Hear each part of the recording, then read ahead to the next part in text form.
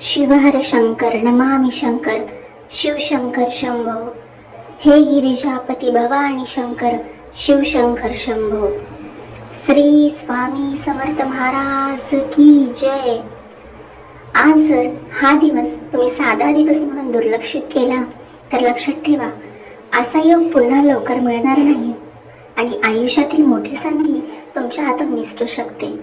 कारण 15 एप्रिल हा फक्त एक दिवस नाही, हा तो दिवस आहे जिथे स्वामींची पुण्यतिथी, प्रदोष आणि मासिक महाशिवरात्री हे 3 अत्यंत शक्तिशाली योग एकाच वेळी एकत्र येत आहेत। इथेच एक रहस्य आहे जे 99% लोकांना माहीतच नसतं।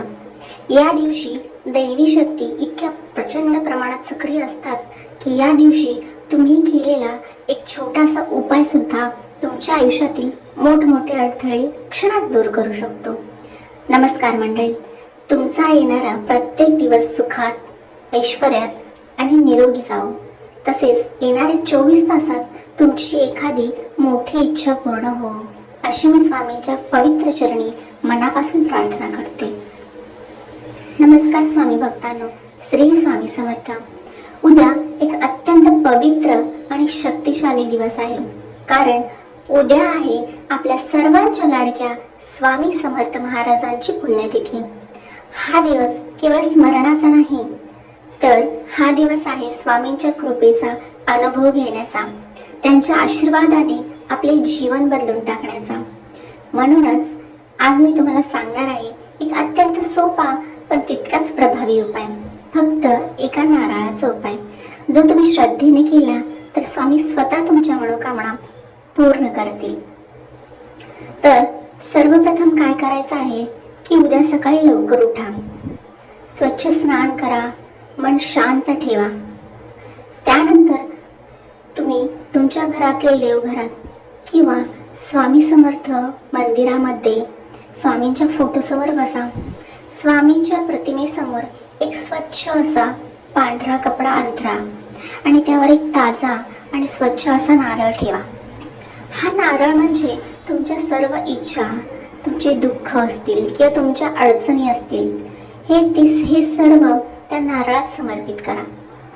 आता दोन्ही हात जोडून डोळे बंद करा आणि मनापासून स्वामींचा जप करा।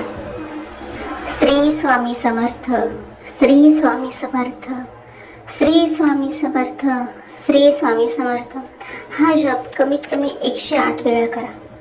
जप करताना एक गोष्ट लक्षात ठेवा की मनात कोणतीही शंका येऊ देऊ नका। स्वामींवर पूर्णपणे फक्त श्रद्धा आणि विश्वास ठेवा।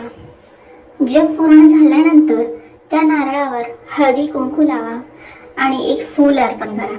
त्यानंतर स्वामींना मनोभावे प्रार्थना करा, स्वामी माझ्या जीवनातील सर्व अडचणी दूर करा, माझ्या मनोकामना पूर्ण करा, माझ्यावर आणि माझ्या कुटुंबावर तुमची कृपा सदैव राहू द्या।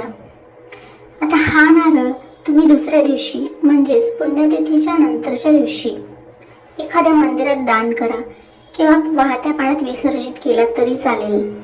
जर तेही शक्य नसेल तर हा नारळ एखाद्या गरजू व्यक्तीला तुम्ही दान करू शकता। हा उपाय इतका प्रभावी आहे का आहे हे माहिती आहे का? कारण नारळाला हिंदू धर्मात अत्यंत पवित्र मानलं जातं। तो आपल्या अहंकाराचं प्रतीक आहे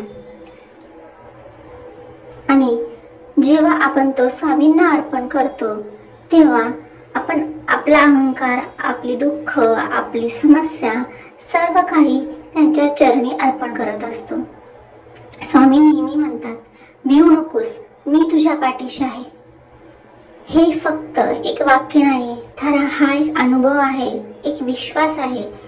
जर तुम्ही हा उपाय पूर्ण श्रद्धेने केला तर स्वामी तुमच्या आयुष्यात नक्कीच चमत्कार घडवतील। म्हणून स्वामी भक्तांनो, उद्याचा दिवस म्हणजे स्वामी महाराजांच्या पुण्यतिथीचा दिवस वाया जाऊ देऊ नका। फक्त एक नारळाचा हा छोटासा उपाय नक्की करून बघा आणि स्वामींची कृपा तुमच्या आयुष्यात अनुभवा। तुमच्या भावनेला मनापासून नमस्कार। उद्याच्या स्वामी समर्थ पुण्यतिथीच्या दिवशी स्वामींची कृपा तुमच्यावर आणि तुमच्या कुटुंबावर सदैव राहो। जर तुम्ही हा नारळाचा उपाय श्रद्धेने पूर्ण विश्वासाने केला तर नक्कीच तुमच्या मनाला शांती मिळेल आणि सकारात्मक बदल जाणवतील. स्वामींची कृपा, स्वामीचा आशीर्वाद तुम्हाला नक्कीच लाभेल. शेवटी एवढंच म्हणेल, श्री स्वामी समर्थ, श्री स्वामी समर्थ. जर तुम्हाला हा व्हिडिओ आवडला असेल तर लाईक करा, शेअर करा आणि आपल्या चॅनेलवर नवीन असाल तर चॅनेलला सबस्क्राईब करा. कारण अशाच भक्तिपूर्ण आणि नवनवीन उपायासाठी आम्ही नेहमीच तुमच्यासाठी तयार आहोत. धन्यवाद.